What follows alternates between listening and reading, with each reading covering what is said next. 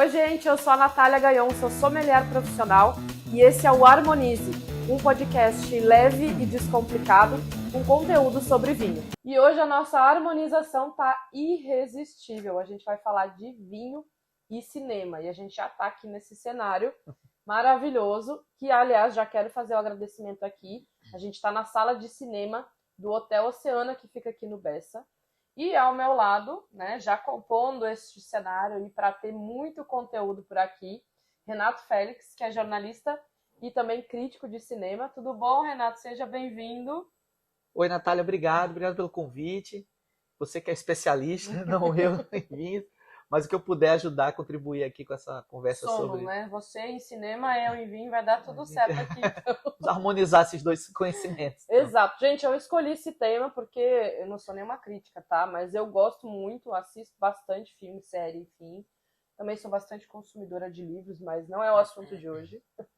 E eu quero muito falar sobre isso porque a gente vê muito o vinho dentro das cenas, às vezes como protagonista, às vezes não, só como coadjuvante lá, compondo a cena, às vezes ele é falado, mencionado, citado, algum rótulo em específico, enfim. O vinho tá aí em todos os cantos, seja ele vinho mesmo ou espumante. E a gente tem muito assunto para falar aqui, né, Renato? Antes da gente começar, eu queria muito que você se apresentasse, falasse um pouquinho do seu currículo, como é que o cinema foi parar na sua vida. Bom, eu sou jornalista, né? Crítico de cinema também. Trabalhei aqui nos jornais Correio da Paraíba, Jornal da Paraíba, União. Também escrevi para revistas de circulação nacional, Sete, Preview. Faço parte da Associação Brasileira de Críticos de Cinema, a Abracine. Então, a minha vida profissional tem muito a ver com o cinema, realmente, embora seja jornalista também de outros assuntos, principalmente culturais, né? O cinema entrou na minha vida como entrou na vida de todo mundo, né? Eu assistia quando criança, mas a partir de certo momento eu comecei a me interessar mais. Descobri o cinema clássico e aí eu comecei a ler e a descobrir outras cinematografias, filmes de outros países, de outras épocas, de outros estilos. Ampliei esse horizonte, né? E isso acabou definindo aí a minha vida profissional, assim, né? Eu acho que a gente que é meio jornalista, a gente por natureza é meio geek de algum assunto, né? Que nos traz, assim, essa familiaridade. Eu acabei virando uma jornalista geek de vinhos. A gente acaba sabendo muito sobre alguma coisa e um pouco sobre tudo, né? Assim. Exato. Enfim, você falou da sua infância aí. Qual foi Tu lembra qual foi o primeiro filme que você viu? O primeiro filme... Olha, minha mãe, no cinema, minha mãe disse que foi uma coleção de desenhos de Tom e Jerry. Eita, coisa maravilhosa. Mas eu não lembro, eu não tenho essa memória assim. Eu sei que o primeiro filme, assim... O filme que definiu a maneira como eu veria o cinema pra frente foi Cantando na Chuva, um musical. Eu assisti em casa um dia, um Réveillon, assim, e a partir dali eu vi que tinha um cinema... num Réveillon, foi o primeiro filme da Globo daquele ano. E ali eu percebi que, sim, tinha todo um cinema que eu não conhecia e que se daquele filme maravilhoso existia ali, havia mais onde buscar. Então, a partir dali, eu comecei a ver outros filmes daquela época, de outras épocas, enfim. E aí a coisa foi evoluindo. Assim. E me diz, tu é tão apaixonado por vinho como é por filmes? Não dá, porque o cinema é o primeiro lugar, assim, mas eu sou um consumidor eventual. Eu não vou passar vergonha aqui de dizer que sou conhecedor, que sei os Vai nomes. Vai passar a ser mais consumidor agora, tenho certeza. Pois é. O que é que harmoniza com o que exatamente, assim, eu não vou ter esse conhecimento. Estou aqui para aprender. Inclusive. É isso aí, eu também, muito. Vamos começar então esse bate-papo. A gente estava comentando aqui, né, porque o vinho, assim como os filmes, ele está muito intrínseco na vida das pessoas.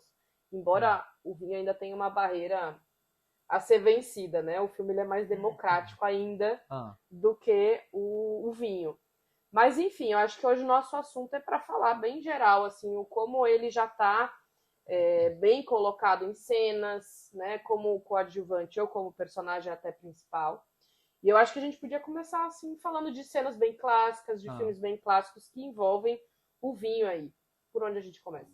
Eu acho que o cinema, ele ele lida muito com as coisas, assim, de uma maneira... Como é que o senso comum vê essas coisas, né? Essas questões culturais, né? Como você vai falar de champanhe, por exemplo, então vai ser sempre uma cena com uma festa elegante, né? Uma sedução, né? Alguém que quer parecer muito fino, né?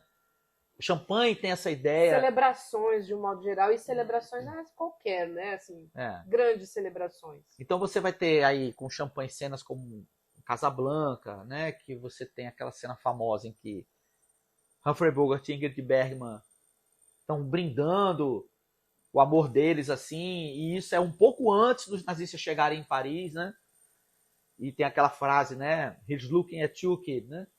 E eles brindam com champanhe, né? Exato. E o vinho, de uma maneira geral, não o champanhe em particular, mas o vinho branco, tinta, etc., ele tem uma carga cultural muito grande, muito mais do que outras bebidas, né? Por exemplo, você vê um filme de faroeste e o pessoal, os cowboys, pedem uísque, né? Que é um tipo... O senso comum talvez que seja uma bebida mais máscula, né? Mais uma bebida de homem, né? Uísque, mais dura, assim. E o vinho tem uma carga cultural em volta dele, o cultivo, né? As tradições aí centenárias. Milenares, né? Milenares. E tem a ver com a religião, né? Essa tradição envolve a religião, o catolicismo, né? O vinho tem um significado muito importante. Então, o cinema absorve isso também, né? Então, você vai ter muitos filmes, alguns filmes sobre o vinho, sobre esse amor pelo vinho, e muitos filmes que tem o diálogo sobre vinho, às vezes nem tem gente bebendo, nem nada, mas eles falam sobre vinho como um simbolismo do personagem, do conhecimento do personagem, de onde ele vem, ou... Para compor aqui. Exatamente, né? Ou que quer ter uma postura um pouco mais chique, por isso ele conhece, né? Então você tem algumas vezes apenas diálogos que falam de vinho para compor a personalidade de um personagem, né? Aí, por exemplo, você tem um filme como Os Safados, que é um filme, uma comédia rasgada, inclusive, e se passa na França, e o Michael Caine se alia com o Steve Martin. Michael Caine é um cara elegante, mora na França e tal, e o Steve Martin é um americano, sem cultura nenhuma e tal, não sei o quê, mas os dois são golpistas, eles se aliam, competem naquele filme ali, é um filme muito bom, né? E tem um diálogo em que o Steve Martin tá lá na propriedade do Michael Caine e conhece os vinhos dele, né? E aí o Michael Caine disse, não, Fred, você não pode beber esse vinho aí, não, esse vinho é muito especial, você não pode beber. Aí o Steve Martin fala assim, você vai vender esse vinho? Ele, não, esse vinho é muito importante para mim, eu jamais venderia.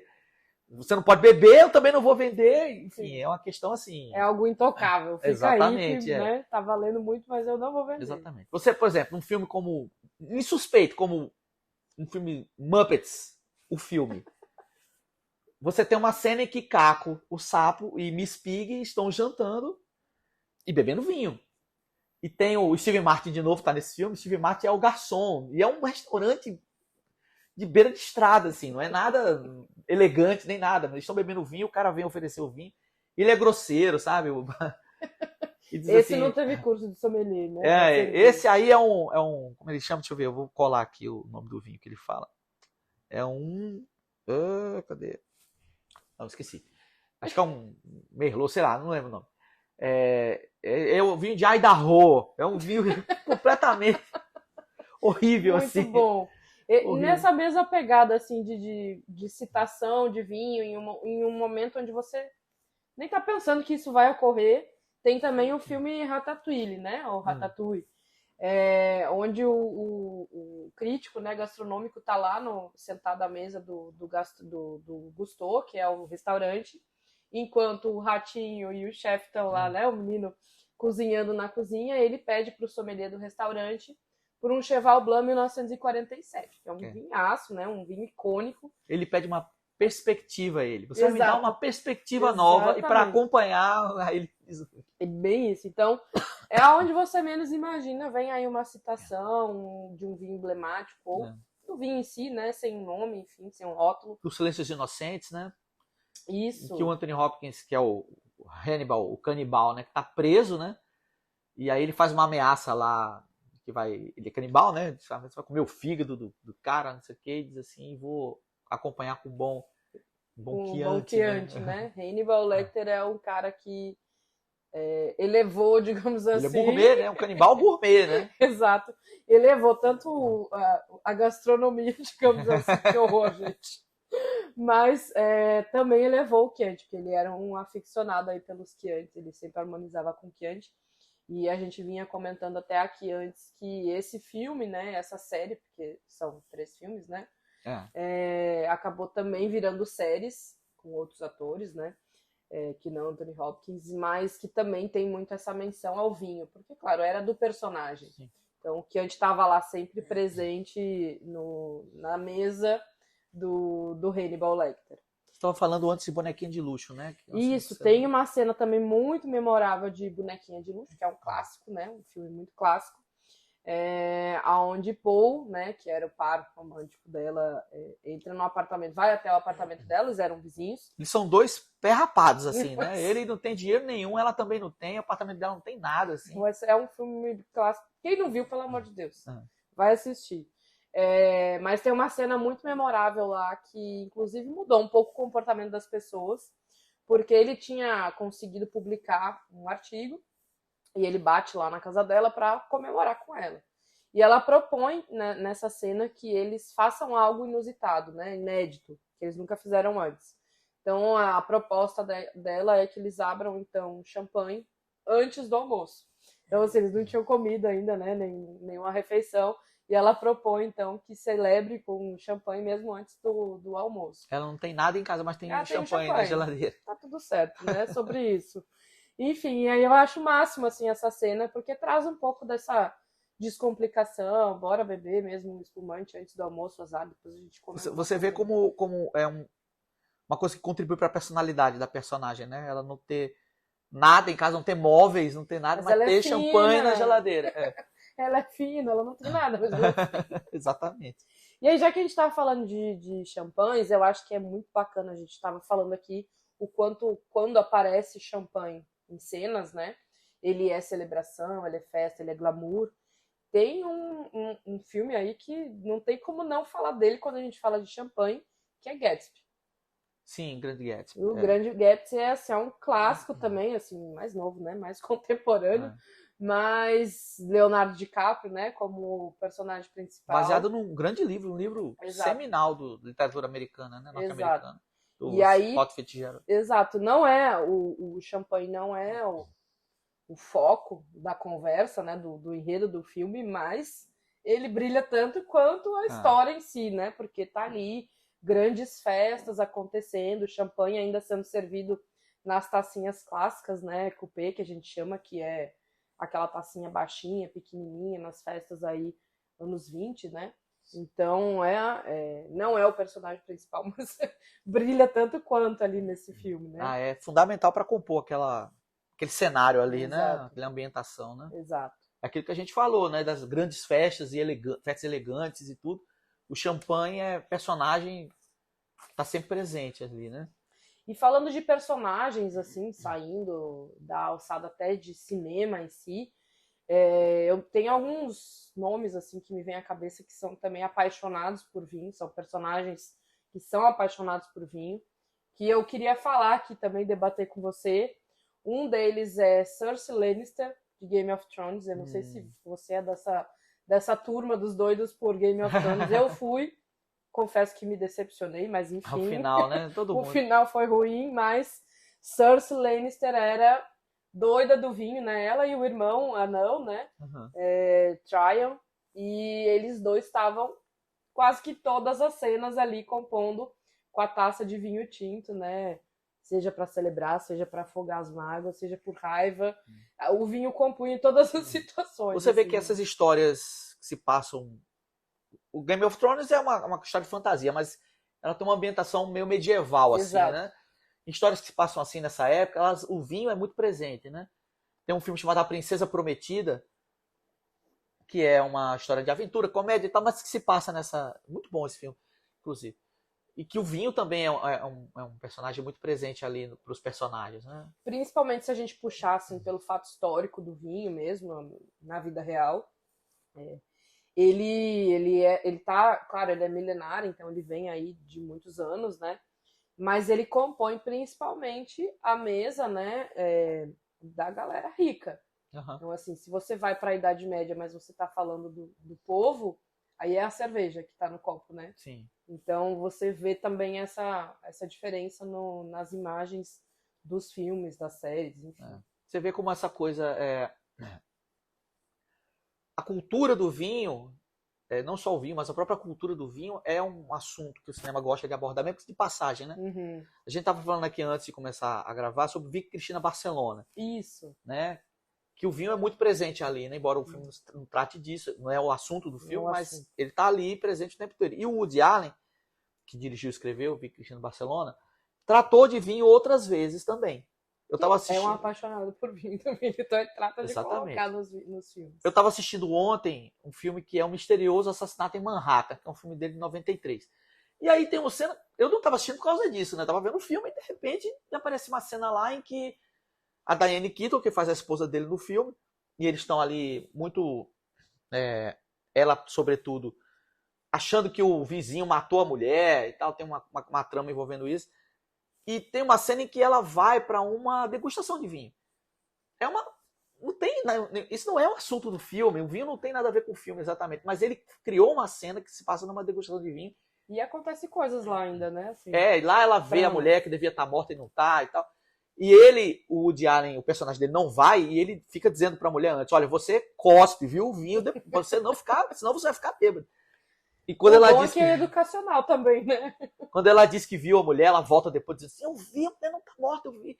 Ele só disse pra você cuspir, então você não tá vendo aí o que aconteceu, você não cuspiu, acabou ficando bêbado. Gostei, ainda é educacional, né? Ótimo. E mais, aí voltando ainda para séries que a gente estava falando antes, Olivia Pope também de Scandal. Sim. É uma que inclusive ditou moda em taças, porque existe uma taça agora com um nome, né?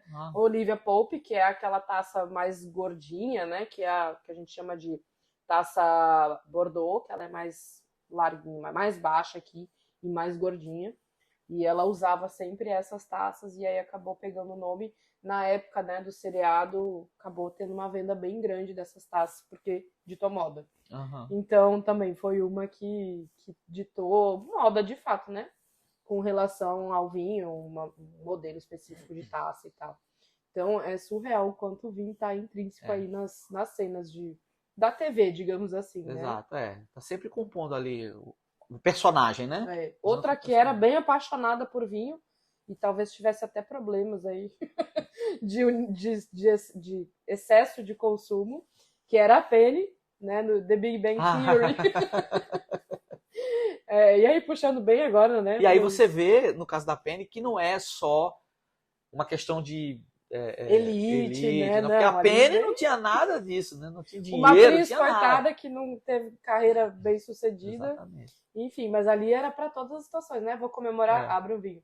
Tô triste porque levei um fora, abro o vinho. Reúne com as amigas ali, né? Toma o vinho. Então era um vinho toda hora. Então veio uma personagem bem emblemática que estava sempre com uma tacinha na mão, assim. Eu achava bem bacana também. O que mais que a gente pode falar? Não, um filme que eu acho que é o principal filme para falar sobre vinho no cinema, e aí o vinho realmente é uma coisa muito importante no filme, é o Sideways, né? Entre umas e outras. O filme de 2004, Alexander Payne ganhou o Oscar de roteiro, foi indicado ao Oscar de melhor filme também. E ali você tem 4 personagens que vão fazer uma viagem pelos vinhedos da Califórnia ali. E o personagem do Paul Giamatti é um apaixonado mesmo, né? Um grande conhecedor. Ele fala muito sobre o vinho no filme. Ele tá com um amigo que não entende nada, né? Ele só quer beber, encher a cara e tal. E ele não, ele é um cara que tem o preferido dele. Exato. Esse é um filme que sempre compõe as listas aí, né, de sites e blogs de amantes do vinho, que quando quer indicar algum filme que tenha relação com vinho, esse filme tá sempre lá. Tem uma cena bonita dele com a Virginia Madsen, que o personagem dele tá interessado nela, mas ele é muito retraído, não consegue falar, não consegue chegar nela nem nada. Eles têm uma cena numa varanda assim, né? E aí eles falam sobre o vinho, né? O interesse deles dois no vinho. E ele fala o que é que interessa a ele ouvir. Não, que determinado vinho só pode vingar num lugar, e tem outros que são sobreviventes, que podem ser cultivados em qualquer lugar. Exato. E aí isso me interessa e tal, e que se você deixa numa garrafa e bebe hoje, se você vai beber no ano que vem, o gosto já é diferente e tal, não sei o que. Ele fala de uma maneira assim, bem apaixonada e tal. Esse é para amante mesmo de vinho, né? Assim, que quer entrar mais nesse universo. Esse vinho é capaz de despertar o interesse de alguém exato. na cultura do ao vinho. Assistir ao filme, né? Depois, assim, dentro dessa categoria de filmes que colocam um vinho como personagem principal, a gente vai ter, inclusive, vários documentários aí até mais técnicos, né? Mais robustos, assim, mais pesados, discutindo sobre o vinho, em dadas as situações e tal. Mondovino, né? Mondovino, que é um documentário que fala muito sobre a indústria em si, a guerra entre famílias, né, bem importantes dentro dessa indústria do vinho. Enfim, então Mondovino é um deles. A gente tem um filme aí, voltando mais para esse lado de romance, digamos assim mesmo. A gente tem Julgamento de Paris, que é baseado em fatos reais, né, que foi uma degustação às cegas que aconteceu em 1976 em Paris, onde se colocou nessa degustação às cegas vinhos americanos. Na época ainda os vinhos americanos não tinham nenhuma relevância, digamos assim, no cenário mundial do vinho. Então ninguém estava dando nenhum crédito para aqueles vinhos. O filme reporta muito sobre isso e mostra, né, que durante a degustação, inclusive, o que aconteceu foi um fato histórico para o mundo do vinho, que os dois vinhos que ganharam o concurso, a degustação, tanto o branco quanto o tinto, eram, na época, californianos. Então, trouxe uma revolução, digamos assim, né? Os americanos passaram a ser enxergados e muito procurados, né? A partir dessa situação que aconteceu em Paris. E, de um modo geral, o cenário do vinho do Novo Mundo acabou sendo enxergado, digamos assim, né? As pessoas começaram a procurar por vinhos americanos e aqui toda a América, né, do Sul e também Austrália, Nova Zelândia, enfim. Então, trouxe uma revolução mesmo para o cenário do Novo Mundo, assim, dos vinhos. O que mais que vai ter aí? Tem muita coisa. Netflix tem alguns documentários, tem o Som, tem um Cork, que é um filme, né, de um menino que tenta se transformar, passar a ser sommelier, e aí ele estuda muito, mostra a dificuldade, ele é negro, mora no subúrbio, aquela coisa toda, trabalha em algumas lojas de vinho e mostra a dedicação dele para se tornar um master sommelier, que é muito difícil.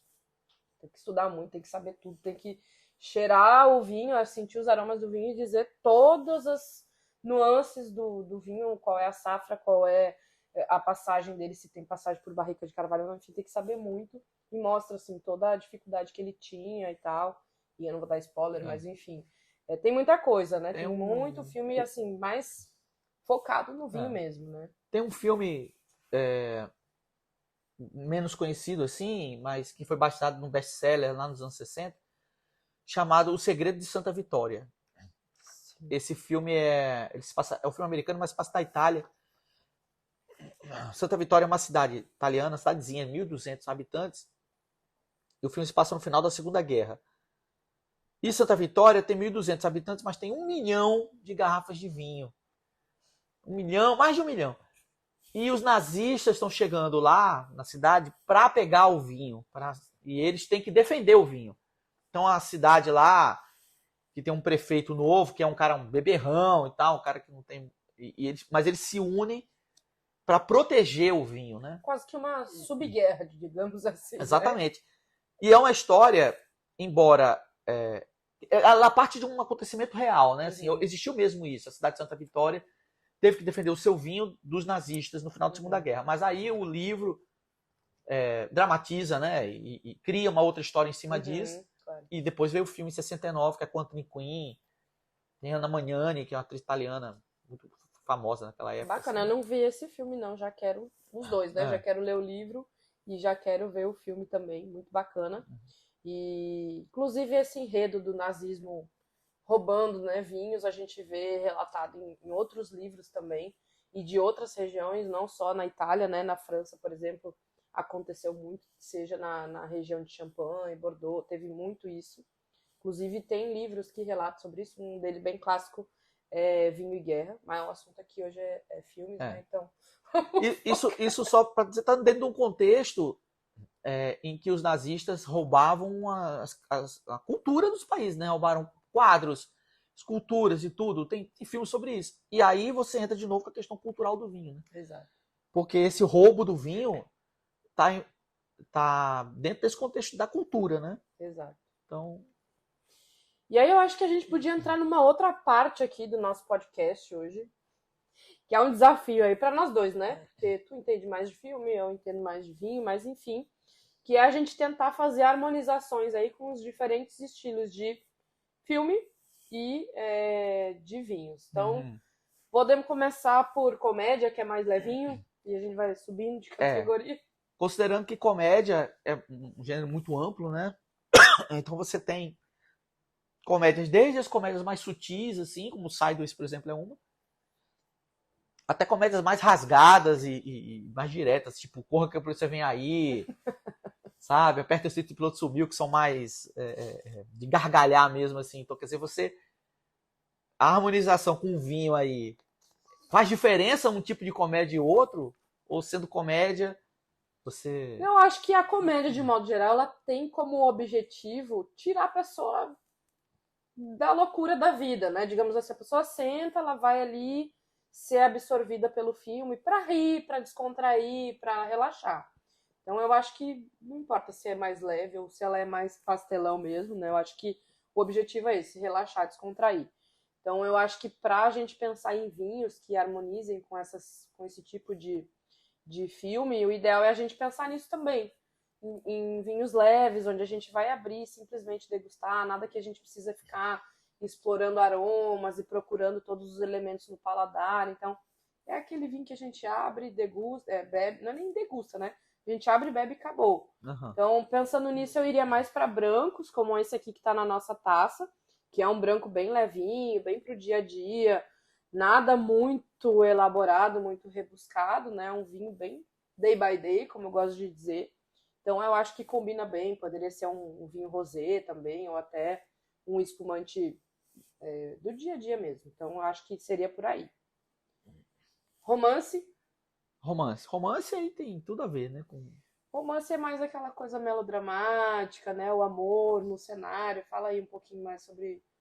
O romance tá lá desde a aurora do cinema, né? Quando o cinema começou a contar histórias mesmo, assim, acho que o romance já começou a fazer parte ali, porque já vem da literatura, do teatro, tudo. Sempre, o amor sempre foi da música, né? O amor sempre foi um assunto, a ópera, né, por exemplo, presente na coisa de contar histórias, né? Dos humanos, né? Romance então o cinema vinho... embarcou nisso, né? Então você tem grandes filmes românticos em todas as esferas, cinema mudo, no cinema clássico americano, cinema europeu, cinema asiático e tudo, né? Então é uma esfera muito ampla, assim, também. Aí eu iria, como é uma coisa mais suave, mais sutil, né, digamos assim, é um filme que pode ser também um romance você pode ter mais dramático, né? trágico Pois é, tem isso, pensei nisso agora. Mas de um modo comédias geral, românticas também. de um modo geral eu pegaria um vinho mais sutil também. Então, vinho, por exemplo, da uva Pinot Noir, que não tem tanto tanino, que traz potência pro vinho, nem A muito favorita álcool. do personagem de Sideways. De Sideways, exatamente. Então eu iria mais para um tinto, já poderia ir para um tinto, que acho que combina com essa atmosfera romântica, mas eu iria para um tinto mais leve, assim, mais sutil, mais elegante até. Uhum. Que mais? Dramas. Dramas é complicado.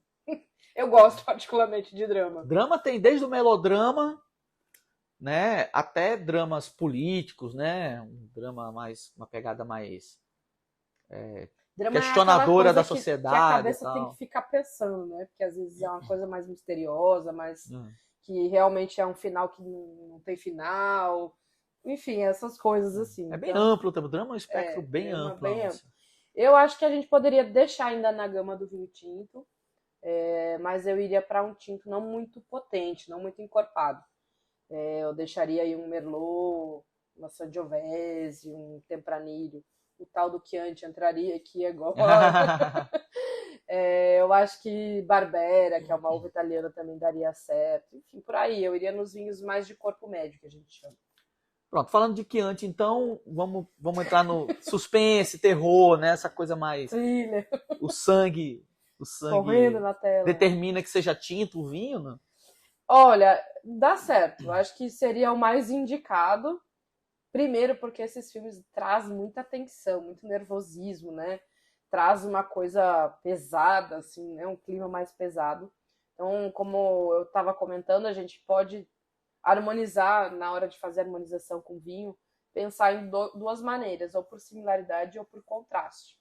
Então, aqui, se a gente fosse harmonizar por similaridade, eu pensaria em vinhos já bem robustos, bem encorpados, bem alcoólicos, com bastante tanino. Então, uma Malbec, uma Cabernet Sauvignon, Taná, que é um vinho já super potente, acompanharia bem essa tensão, né? Esse peso que traz o suspense ou propriamente o terror. Ou se a gente quiser ir para contraste, né? Para harmonização por contraste, então pensar em vinhos um pouco mais leves, para que a gente não fique tão tenso assim assistindo, né?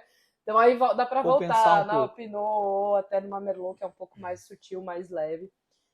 Eu acho que, de fato, né, quando a gente fala dessas duas situações, desse casamento, vinho com filmes, né, com cinema, eu acho que o que importa no final das contas é a gente estar de boas, né? Assim, se sentindo bem, relaxado, porque afinal de contas é isso que a gente espera na hora de assistir um filme. A gente quer curtir, a gente não quer trazer a atenção do dia a dia do trabalho, aquela coisa toda. Então, vai lá, relaxa, degusta o seu vinho, curte o seu filme. Eu acho que é isso que importa no final das contas, né?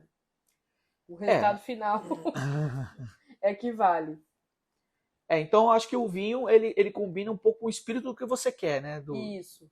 Do seu estado de espírito que você quer ter com o filme, né? E uma harmonização bacana que também dá para pensar é, por exemplo, pensar no enredo do filme, sei lá, a gente tá falando do filme Um Ano em Champagne. Pô, a gente tá falando de um filme que se passa em Champagne, vai mostrar o tempo todo champanhe. Não vai dar vontade de tomar um champanhe? Então, que harmonização melhor? Um champanhe. Então, o filme dá a dica, né? Então, Exato. Ou um filme que vai se passar, que vai se passar na Califórnia. Vou tomar um vinho californiano que combina. Então, um filme Vicky e Cristina Barcelona, que se passa, né, como o nome já disse, em Barcelona. Então, vamos lá tomar um vinho espanhol, porque não cava, que são os espumantes da Espanha, enfim. Então, eu acho que dá para pensar também na questão da regionalidade, de onde se passa aquele filme. A gente tem aquele filme da Toscana, então pensar em vinhos que também sejam dessa região. Então, acho que isso também traz esse... Acaba sendo acaba sendo como uma outra dimensão, né? A gente tem a tela ali nos mostrando a imagem e tal, e a gente tá aqui degustando aquele Você está bebendo com os personagens, Exato, né? Eu acho que traz até uma nova dimensão em relação a essa situação toda, então acho que é muito legal. E aí, só pra gente ir pros finalmente aqui do nosso podcast, que a gente se empolga, né? São dois assuntos maravilhosos. A gente tá com uma pipoca que o pessoal aqui do Hotel Oceana nos proporcionou, que também tem tudo a ver com cinema. Pipoca combina com vinho? Dá pra harmonizar? Dá. Dá muito certo. E aí a gente, só que claro, a gente tem várias coisas da pipoca, né? Tem essa que é só com sal, como a gente tá aqui, né? Às vezes a gente pode acrescentar manteiga, que dá aquele, né, tchan também na pipoca. Às vezes é com queijo, às vezes coloca bacon. Então, assim, tudo isso também vai mudando a pegada da pipoca. Ela, por si, é um produto super levinho, um alimento levinho, né? Somente ela ali, por si, é bem neutra. Então, assim, a pipoca com sal como essa, a gente vai degustar com um vinhozinho branco, bem leve, com boa acidez, porque essa acidez faz a gente salivar e traz leveza para o vinho.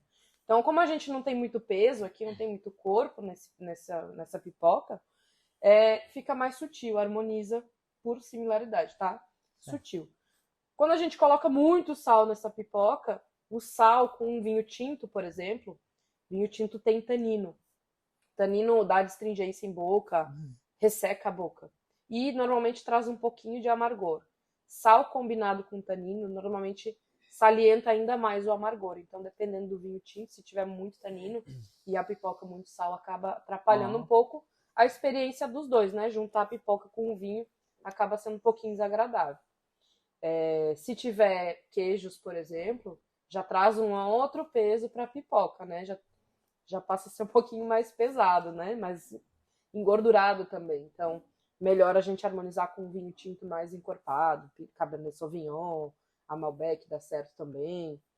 E aí a manteiga, ela traz untuosidade e tal, mas pode casar, por exemplo, com um vinho branco, porque vai ter só a manteiga e o sal, né? Então, pode casar com um vinho branco que tenha passagem por barrica de carvalho, por exemplo, porque essa passagem por barrica de carvalho no vinho branco traz notas mais amanteigadas, mais de lácteos, que a gente chama.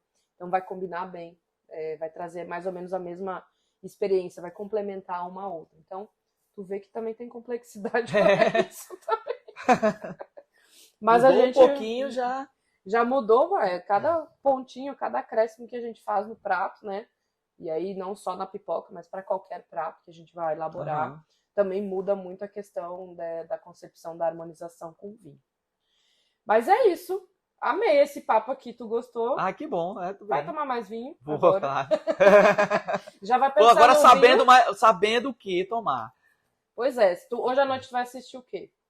Não sei ainda. Eu não sei. Então lembra de pensar nesses elementos aqui, romance, os vinhozinhos mais leves, se for uma comédia também, branquinhos, rosés, né? Ou se for para uma coisa mais pesada, já pensa num vinho tinto já mais encorpado para dar certo. Não, já vou direcionado no. Eu também já tô pensando que é o aqui correto. que hoje é sábado, né? Sábado. Mas eu sou mais caseira, eu gosto de ficar mais por casa assistindo um vinhozinho, degustando um bom vinho, então já tô pensando aqui o que é que eu vou abrir e que filme eu vou assistir. Eu espero que vocês também tenham gostado. Mais uma vez eu quero agradecer aqui o pessoal do Hotel Oceana por esse espaço maravilhoso, eu adorei. Aliás, eu vou perguntar se eu posso ficar aqui para hoje de noite. Bora, Renato? Aqui Acho que vai ser ótimo. É tão confortável que é capaz da gente até esquecer do filme. Não é? Então tá, gente. Eu espero que vocês tenham gostado. Eu simplesmente amei esse papo, Renato. Muito obrigado. Eu adorei de fato. Espero que tu também tenha gostado. Daqui 15 dias, lembrem, no YouTube, aqui no YouTube e também no Spotify. Obrigada e até mais. O Harmonize Podcast tem patrocínio do Supermercado Litoral e apoio do Clinic Hair.